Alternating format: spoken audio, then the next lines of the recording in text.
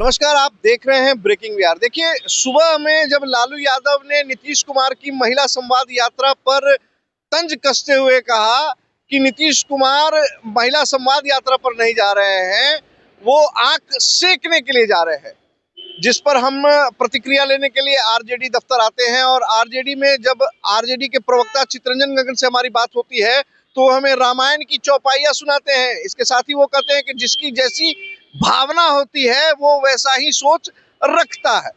उन्होंने कहा कि लालू यादव अपने चुटीले बातों के लिए जाने जाते हैं, वो लगातार ऐसी ही बातें करते हैं और ये साधारण सी बात है। लेकिन विरोधियों का काम हमेशा से यही रहा है कि लालू यादव की बात को तोड़ मरोड़ कर पेश किया जाता है। देखिए, एक रामायण में रामचरितमानस में एक चौपाई है, जाकी रही भावना जैसी प्रभु मूर्ति देखी तिन तैसी। जो लोग जो है सो जो उनका नजरिया है देखने का समाज को,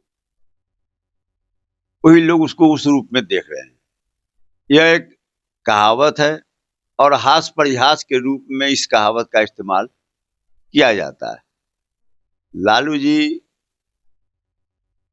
आप जानते हैं कि लालू जी जब बोलते हैं तो थोड़ा हास परिहास का पुट उसमें रहता है। आपको क्या लगता है कि वो हास परिहास करने के लिए ये बयान दिया है और दूसरा बयान नहीं था कुछ? नहीं, दूसरा देखिए, यह बयान कहीं भी जो है सो आप जो माने कहते हैं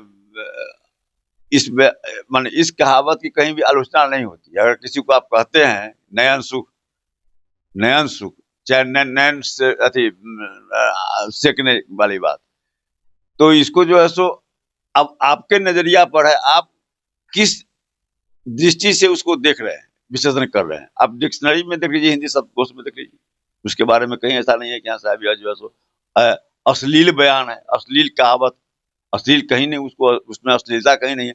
अश्लीलता जिनको दिखाई दे रही है वह उनके चरित्र को चरितार्थ कर रही है, न कि लालू जी।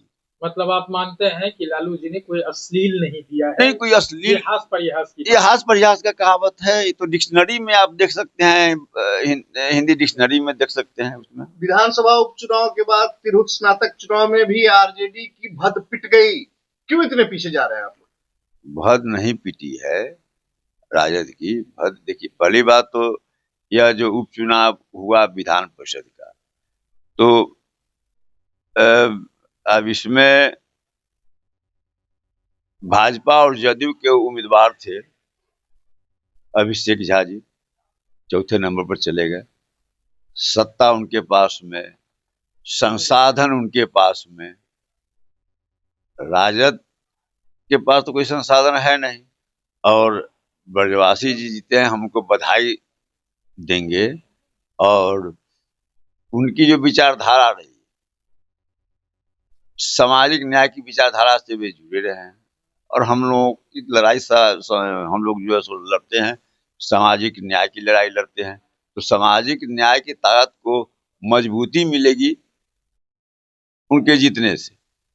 और चूंकि एक शिक्षक के रूप में जिस ढंग से यह जो है सो एनडीए की सरकार ने उनके साथ व्यवहार किया, उनको सस्पेंड किया शिक्षकों के सवाल उठाने पर, तो उसका जवाब जो है ना, ग्रेजुएट मतदाताओं ने जवाब देने का काम किया बिहार सरकार को। मतलब आपके प्रत्याशी इतना चीज नहीं कर पाए कि आप अपने मतदाता को लुभा पाए, या ऐसा कोई कार्य में कमी थी क्या आपके प्रत्याशी? नहीं, क्योंकि देखिए, इसमें आम चुनाव से यह अलग चुनाव होता है।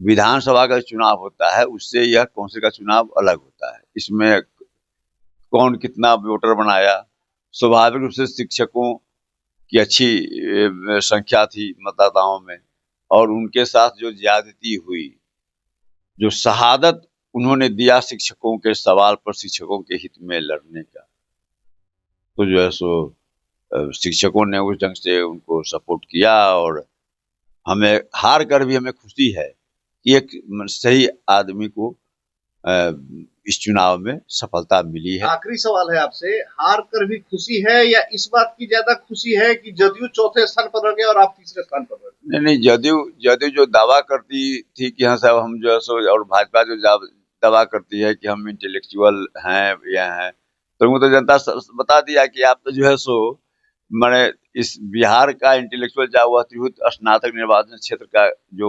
ग्रेजुएट है, वह तो जो है सो उनको मान लिया कि आप 4 नंबर के आदमी हैं, भाजपा जनता दल दोनों को।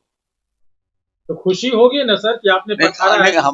हमारी खुशी है कि जिस धारा की लड़ाई हम लड़ते हैं उस धारा की जीत हुई है।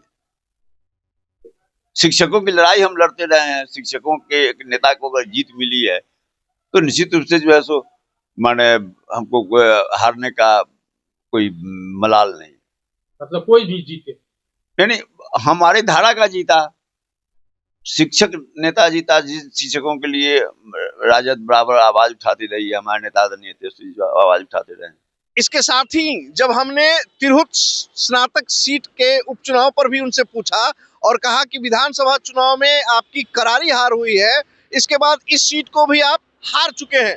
इस पर आरजेडी प्रवक्ता का कहना है कि वो सीट तो हमारी थी ही नहीं, उस सीट पर तो जदयू का कब्जा था और जदयू उस सीट पर चौथे नंबर पर रह गई और हम तीसरे नंबर पर हैं, लेकिन सामाजिक न्याय की जीत हुई। चितरंजन गगन की बातों से साफ लगा कि वो तीसरे नंबर पर भी आकर खुश है और खुशी का सबसे बड़ा कारण हमें यह महसूस हुआ कि जदयू जिसके पास में वो सीट थी वो चौथे नंबर पर चली गई है। खबरों का सिलसिला हमारे साथ लगातार इसी तरीके से बरकरार रखें, तब तक के लिए दें हमें इजाजत। नमस्कार।